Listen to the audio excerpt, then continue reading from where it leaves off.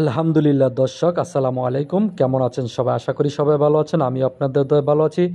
আজকে চলে আসলাম একটা কলা বাগানে। কলা চাষ করে অনেকেই কিন্তু সফলতা অর্জন করেছে বা স্বাবলম্বী হচ্ছে।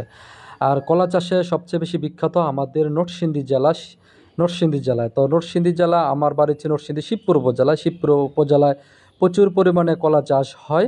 তো দেখতে থাকেন সুন্দর একটা কলা বাগান। তো কলা বাগান করার আগে কোন সময় কলা চাষ করলে আপনি সফলতা পাবেন, ভালো দাম পাবেন, সেটা বিবেচনা করতে হবে। তো অন্য সব জেলায় অবশ্য অনেকেই ছোটোখাটো কলা বাগান করে থাকে। তো নরসিংদী জেলায় সবচেয়ে বেশি কলা চাষ হয়।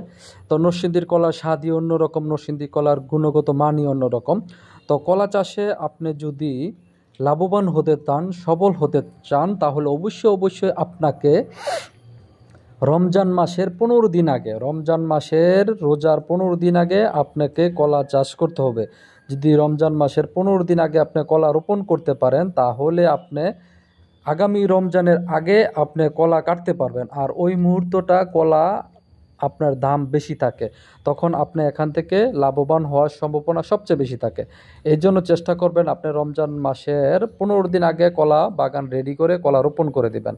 আর কলা রোপণ করার আগে ভালো করে চাষ করে মাটিটা সুন্দরভাবে করে তারপরে আপনি রোপণ করবেন। আর যখন আপনি কলা গাছ রোপণ করবেন, তখন আপনি কলা গাছের নিচে আপনি বিভিন্ন রকমের শাকসবজি রোপণ করতে পারেন, কারণ কলা গাছগুলো বড় হতে একটু সময় লাগে। এই ফাঁকে আপনি এখান থেকে নিচে থেকে কিছু শাকসবজি খেয়ে নিতে পারবেন। তো আমি একবার কলা রোপণ করছিলাম, তার নিচে আমি বাঙ্গি রোপণ করেছিলাম, প্রচুর পরিমাণে বাঙ্গি হয়েছিল। তো আপনারা চাইলে বিভিন্ন রকমের লতা জাতীয় বা শাক জাতীয় ফসল আপনি রোপণ করতে পারেন, যা 1-1.5 মাসের ভিতরে শেষ হয়ে যায়। তো যাই হোক, অনেক সুন্দর একটা সাগর কলার বাগান, যেটা সাগর কলাতে নরসিংদী বিখ্যাত।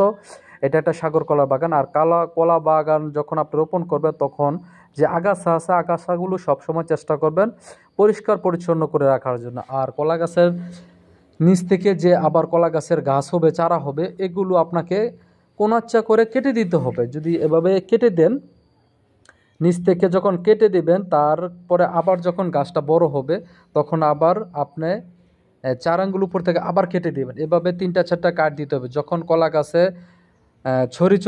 কলা চলে আসবে, তখন আপনি কলা গাছ কেটে বন্ধ করে দিবেন। প্রত্যেকটা গাছ থেকে একটা করে গাছ রাখবেন।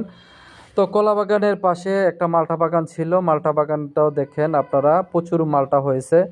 তো বাংলাদেশের কৃষকরা দিন দিন আধুনিকতার ছোঁয়া লেগে গেছে তাদের।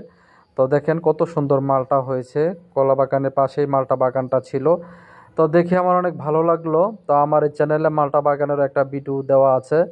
তো নরসিংদী শিবপুরে বিভিন্ন রকমের ফল ফলাদি হয়, লটকল, কলা, আনারস। তো যাই হোক, সবাই ভালো